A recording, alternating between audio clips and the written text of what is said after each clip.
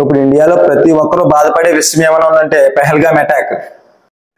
ఈ అటాక్ లో 26 మంది అమాయకమైన ప్రజలు చంపేశారు. అందులో 2 మంది తెలుగు వారు కూడా ఉన్నారు. ఇది మనకు చాలా బాధాకరమైన విషయం. కొంచెం కూడా జాలి దయ లేకుండా చంపేశారు. ఇదే కాకుండా వాళ్ళు హిందూసా ముస్లింసా అని తెలుసుకొని మరీ చంపారు. ఇది జరిగిన వెంటనే మన గవర్నమెంట్ అయితే యాక్షన్ తీసుకుంది. ఏ విధంగా అంటే అటాక్ కాదు, ఇది జరిగిన మరుక్షణం మన గవర్నమెంట్ అయితే 3 చేంజెస్ చేసింది.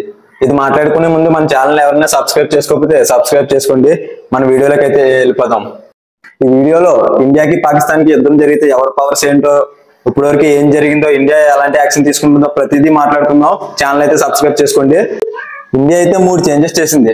ఒకటి వాటర్, పాకిస్తాన్ కి మన ఇండియా నుంచి అయితే వాటర్ వెళ్ళేది, వాటర్ అయితే ఆపేసింది.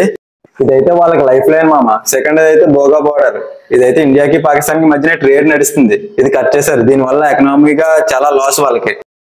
థర్డ్ అయితే పాకిస్తాన్ సిటిజన్స్ నేషనల్స్ ఎవరు ఇండియాలోకి రాకుండా చేశారు మామ, ఇది కూడా వాళ్ళకి చాలా లాస్.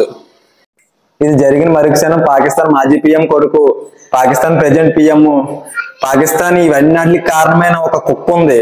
ఆ కుక్క ఏం మాట్లాడారంటే మన మోదీ రక్తం అదే వాటర్ లో కలిపేస్తారంట, వాటర్ ఆపేస్తే. అప్పుడు ఇండియా వాళ్ళు చేతులు కట్టుకుని కూర్చుంటారు ఏంటి?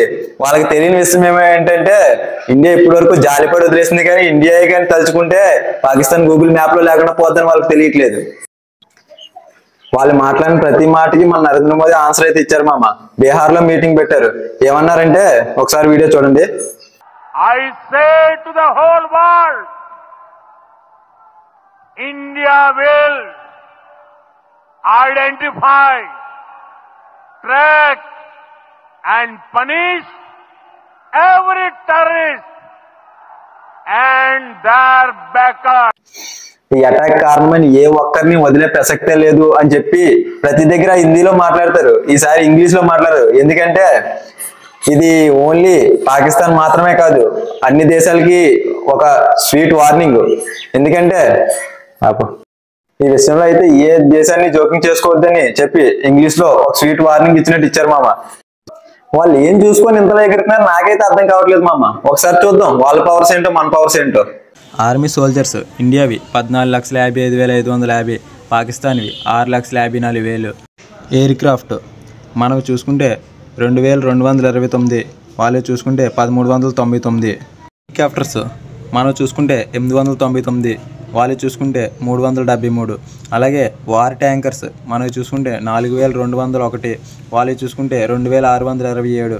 అలాగే ఆర్మీడ్ వెహికల్స్ మనం చూసుకుంటే 1,48,594, వాళ్ళు చూసుకుంటే 17,516.